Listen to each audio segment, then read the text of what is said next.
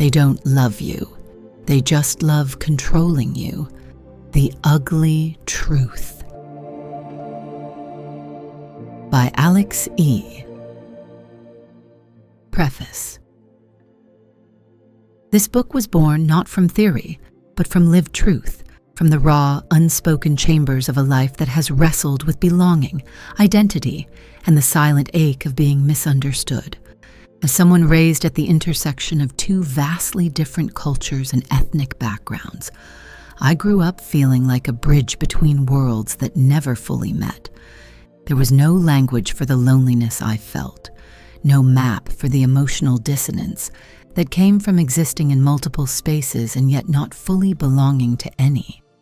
What I carried in silence was a yearning for connection, for acceptance, for someone to simply see me and say, "You're enough."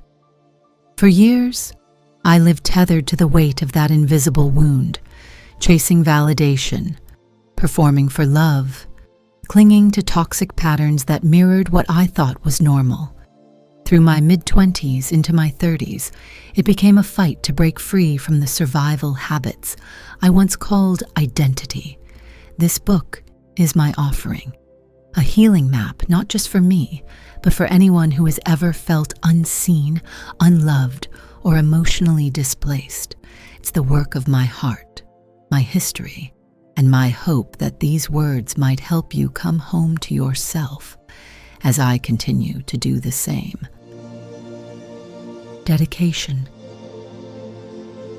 To the child I once was, quiet, searching, and full of questions no one answered. To the adult I'm still becoming, learning to choose peace over performance, truth over silence, and love that doesn't hurt. And to every soul reading this, who stayed too long, gave too much, or lost themselves trying to be enough, this book is for you. May these pages be your mirror, your voice, your release, and your return. Introduction. Toxic but familiar. The slow poison we call love, loyalty, or family. Have you ever found yourself in a relationship, be it romantic, casual, professional, or even family, where you constantly feel like you're walking on eggshells? Like you're tiptoeing around someone's moods, afraid to say the wrong thing, afraid to ask for what you need, because deep down, you already know it'll be dismissed or turned around on you? It's subtle at first. They smile, you smile back. They criticize you and you laugh it off. They forget your birthday, but you tell yourself they're just busy. You go out of your way to help them, support them, show up for them. But somehow, it never feels like enough. You start shrinking, slowly, quietly. And by the time you realize you're disappearing, it feels like it's too late to leave. That's not love. That's not loyalty. That might be toxicity hiding in plain sight. I'm not here today to shame you. I'm not here to give you recycled advice wrapped in neat little quotes. No. I'm here to offer you something deeper, clarity. Because once you see it, you can't unsee it. And once you name it, you can start to reclaim your voice, your peace, and your life. I want to talk about the kind of toxic relationships most people don't recognize, because they don't always come with bruises or yelling. No. Some come with compliments. Some come with hugs. Some come with a wedding ring, or a paycheck, or a smile that says, "I love you," even while the words that follow say, "You're not enough." You see, we often think toxicity has to be loud, explosive fights, betrayal, and violent. And sometimes it is. But more often it's quiet erosion, like water dripping on a stone. Over time, it wears you down. And before you know it, you don't trust your own instincts. You apologize too much. You hesitate to speak your truth.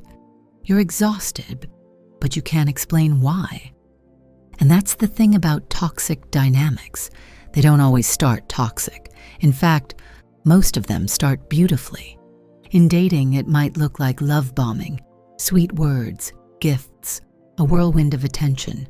You feel chosen, seen, desired. In a job or at your marketplace, it might look like a mentor taking you under their wings, promising growth, promising visibility. In family, it might look like a parent or sibling who says, "I just care about you so much," even as they cross boundaries that leave you feeling small, stuck, and unheard. Toxic doesn't always scream.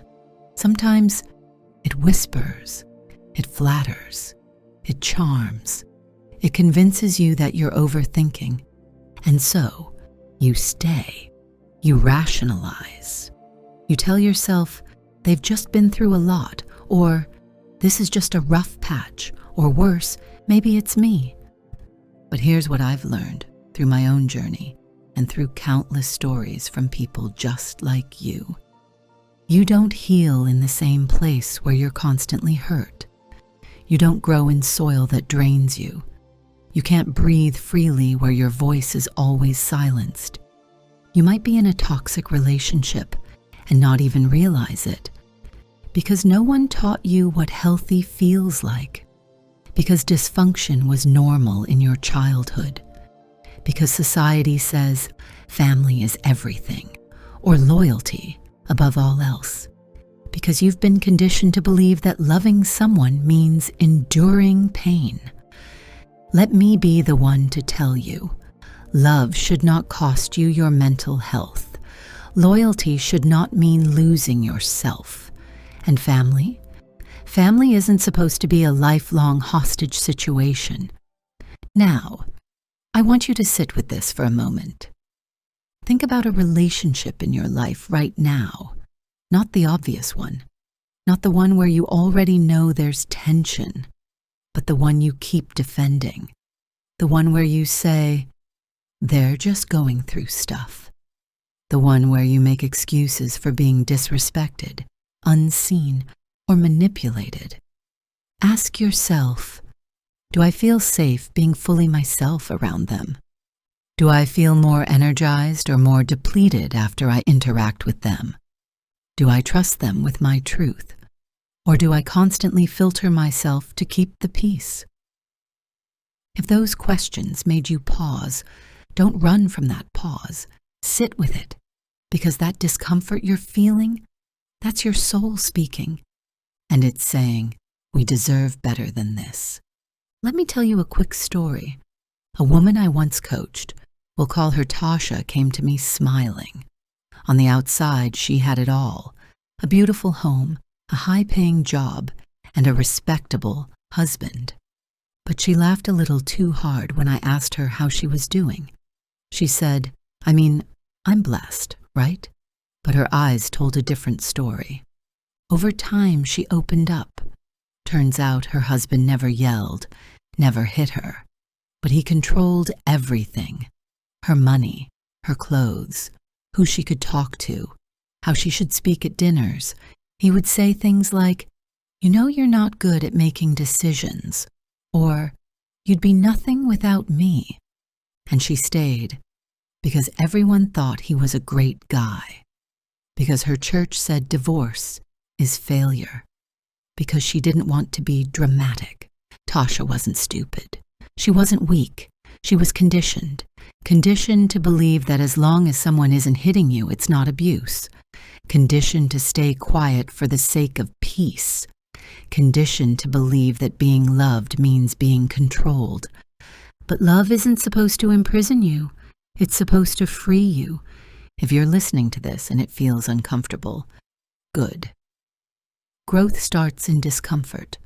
Awareness begins with unease. I'm not here to tell you to walk out of your relationships today, but I am here to tell you this. Start noticing. Start listening to your gut, not just your guilt. Start asking yourself, what does love feel like in my body? Does it feel light? Or does it feel heavy? Does it feel empowering? Or does it feel like survival? Because when you start asking those questions, you start breaking the spell. You start seeing the red flags that used to look like passion or loyalty or just how they are. You deserve real love, not the kind that comes with terms and conditions, not the kind that gaslights you into staying, not the kind that says, if you change, I'll treat you better. You deserve peace, not performance. You deserve connection, not control. You deserve to feel safe, seen, and supported. So I'm inviting you today not to walk away blindly, but to wake up, to see what you've been tolerating, to see what your heart has been whispering, to see that you don't have to stay where you're only tolerated, but never celebrated. Before we dive deeper into identifying the real signs of toxic relationships across dating, marriage, work, and family, I want you to do one thing. Pause. Place your hand on your chest, close your eyes, and say this out loud.